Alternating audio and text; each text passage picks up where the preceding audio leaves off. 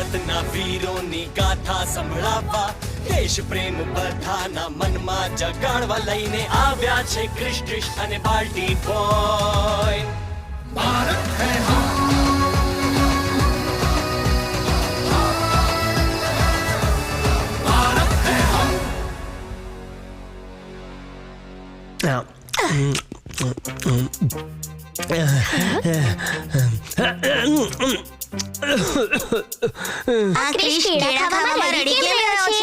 શું થયું ક્રિશ? કેળા તો તને બહુ જ પસંદ છે ને?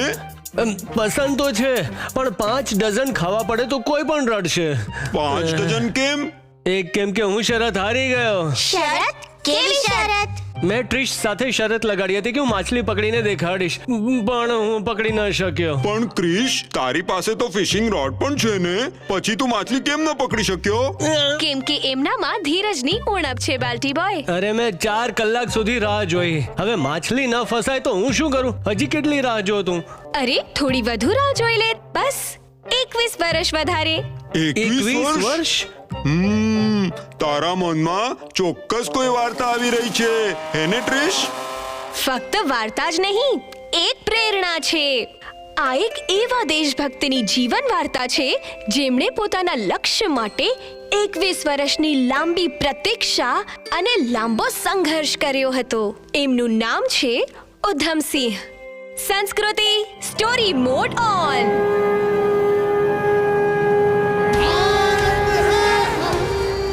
ઉધમસિંહનો જન્મ 26 ડિસેમ્બર 1899માં પંજાબના સંગરૂર જિલ્લામાં સુનામ ગામમાં થયો હતો. નાની ઉંમરમાં જ માતા પિતાના ગુજરી ગયા પછી ઉધમસિંહ અને એના મોટા ભાઈ મુક્તાસિંહને પુતલીઘરના સેન્ટ્રલ ખાલસા અનાથાલયમાં આશરો લેવો પડ્યો. તેઓ અનાથાલયમાં પોતાના મિત્રો સાથે મળીને લોકોની સેવા કરવા લાગ્યા. આ દરમિયાન 1917માં 18 વર્ષના ઉધમસિંહે પોતાના મોટા ભાઈને ગુમાવી દીધો. 1918માં ઉધમસિંહ બસરામાં બ્રિટિશ ભારતીય સેનામાં જોડાઈ ગયા. બ્રિટિશર્સે જેટલા પગારનું વચન આપ્યું હતું એના કરતા ઘણો ઓછો આપ્યો, જે ઉધમસિંહને ભારતીય સિપાહીઓ સાથે દગો લાગ્યો. આટલા ઓછા પગારમાં હું કામ નહીં કરું. અરે પગાર માટે ટક્કર નહીં લે ઉધમ. એ ભાઈ, ટક્કર પગાર માટે નહીં, સ્વાભિમાન માટે છે. અંગ્રેજ હુકુમત વિરુદ્ધ આ હતો ઉધમસિંહનો પહેલો બળવો.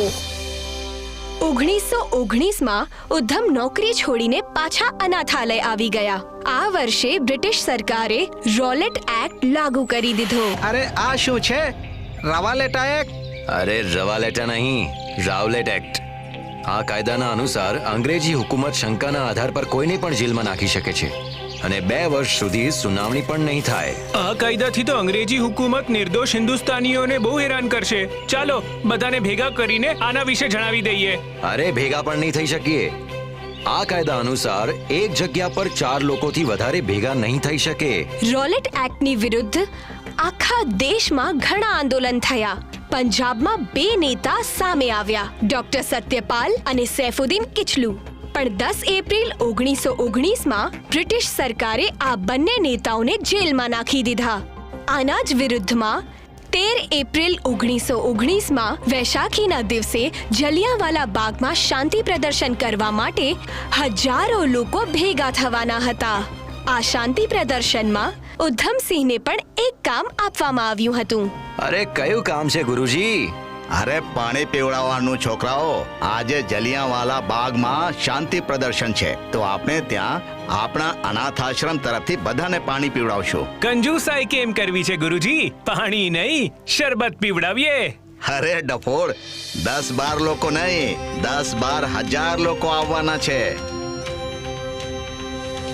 જલિયાંવાલા બાગમાં ધાર્યા કરતા વધારે લોકો આવ્યા. ઉધમસિંહ અને એમના મિત્રોએ બધાને અટક્યા વિના અને થાક્યા વિના પાણી પીવડાવ્યું. બધાના ચહેરા પર ખુશી હતી, પણ અંગ્રેજોના મગજમાં એક ખતરનાક ષડયંત્ર આકાર લઈ રહ્યું હતું. બ્રિટિશ લેફ્ટનન્ટ ગવર્નર માઇકલ ઓડવાયરે બ્રિગેડિયર જનરલ રેજિનલ ડાયરને ગોળી ચલાવવાનો આદેશ આપ્યો.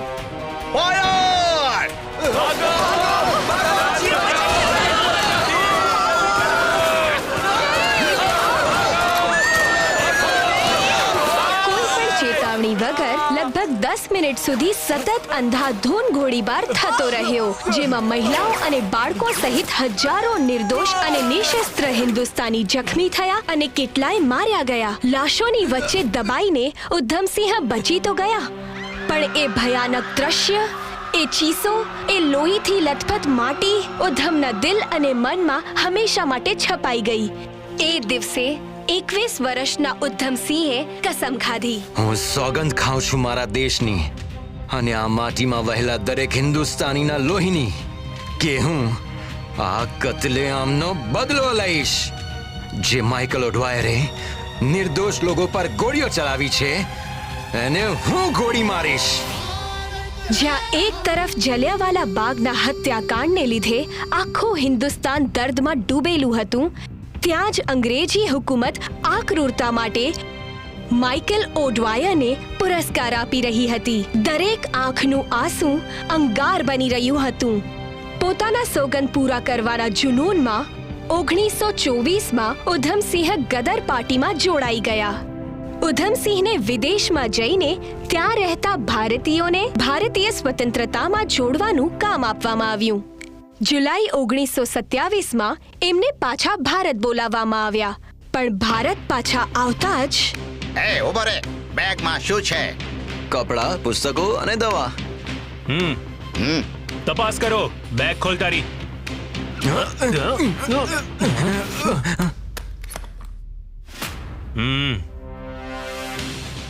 આ શું છે? આ એ જ છે જે મેં તમને કહ્યું, પુસ્તકો અને દવા.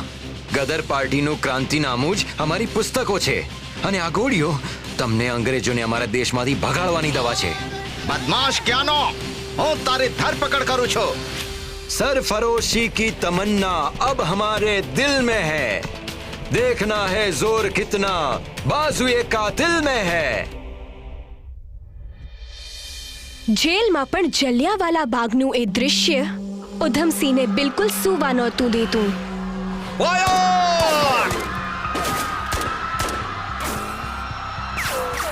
રોજ રાત્રે એ જ સપનું અને એ જ સોગંદ યાદ આવતા હતા.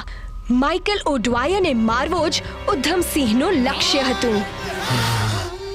1938માં મુક્તિ પછી ઉધમસિંહને ખબર પડી કે માઇકલ ઓડવાયર લંડન જઈ ચૂક્યો હતો. 3 વર્ષ સુધી કેટલીક મુશ્કેલીઓનો સામનો કરતા કરતા 1934માં ઉધમસિંહ કાશ્મીરથી જર્મની અને જર્મનીથી છેવટે લંડન પહોંચ્યા. લંડન પહોંચ્યા પછી એમણે માઇકલ ઓડવાયરની ગતિવિધિઓ પર નજર રાખવાનું શરૂ કરી દીધું. આખરે 13 માર્ચ 1940માં એમની પ્રતીક્ષા પૂરી થઈ.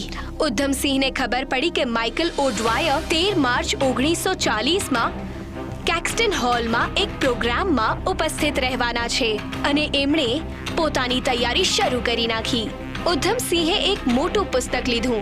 એની અંદર પાનાઓને કાપીને પિસ્તોલ આકારનું કાણું બનાવ્યું અને એમાં પિસ્તોલ છુપાડી દીધી અને એ પુસ્તકને લઈને 13 માર્ચ 1940માં પહોંચી ગયા કેક્સ્ટન હોલ.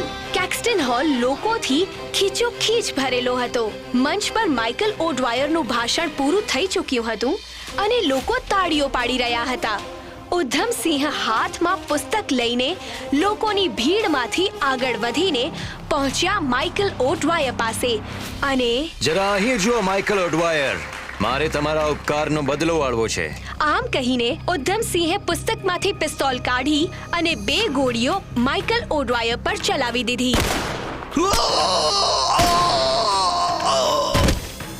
માઇકલ ઓડવાયર ત્યાં જ ઢળી પડ્યા. ઉધમસિંહ ઈચ્છત તો ભીડમાં છુપાઈને ભાગી શકતા હતા, પણ એમણે હસીને પોતાનું આત્મસમર્પણ કર્યું. 21 વર્ષની લાંબી પ્રતીક્ષા પછી એમની માઇકલ ઓડવાયરની જાહેરમાં મારવાની કસમ પૂરી થઈ. એટલા માટે એમના ચહેરા પર ખુશી હતી. ન્યાયાધીશ એટકિન્સનની કોર્ટમાં એમનો ખટલો થયો. શ્રીમાન ઉધમસિંહ, તમે કંઈ કહેવા માંગો છો? મેં બસ વિરોધમાં ગોળી છોડી અને વિરોધ કરવા બદલ હું દિલગીર નથી. આ મારા દેશ અને જલિયાવાલા બાગ હત્યાકાંડમાં શહીદ થયેલા દેશવાસીઓ પ્રતિ મારું કર્તવ્ય હતું.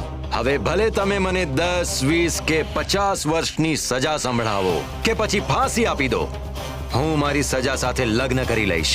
ભારત લાંબુ જીવો, બ્રિટિશ સામ્રાજ્યવાદથી છુટકારો મેળવો, બ્રિટિશ ગંદા કૂતરાઓથી છુટકારો મેળવો. થુ. ઉધમસિંહે પોતાની સુનાવણી દરમિયાન 42 દિવસ ભૂખ હડતાલ કરી અને પછી 31 જુલાઈ 1940માં ઉધમસિંહને ફાંસી આપવામાં આવી. કોર્ટ સુનાવણી દરમિયાન જ્યારે ઉધમસિંહને એમનું નામ પૂછવામાં આવ્યું તો એમણે કહ્યું, મારું નામ છે રામ મોહમ્મદ સિંહ આઝાદ. એટલે અલગ અલગ ધર્મોથી બનેલા આ નામથી ઉધમસિંહ ભારતની એકતા અને અખંડતાને સન્માન આપ્યું.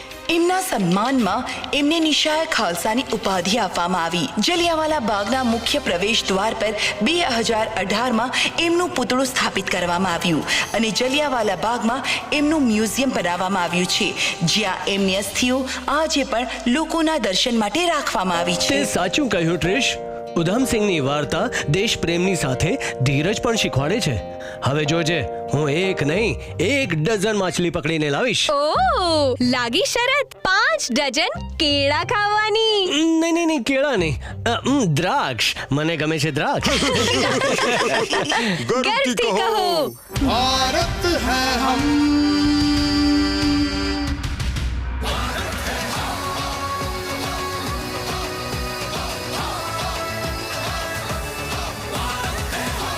મિત્રો, જો આ વાર્તા સંભાળવામાં તમને બધાને આટલી મજા આવી તો વિચારો જોવામાં કેટલી મજા આવશે. જુઓ ક્રિશ ટ્રીશ પાર્ટી બોય ભારત છીએ અમે દર રવિવારે સવારે 11 વાગે દૂરદર્શન પર. અને અમારા સ્ટ્રીમિંગ પાર્ટનર્સ છે Amazon Prime Video અને Netflix. Stay tuned.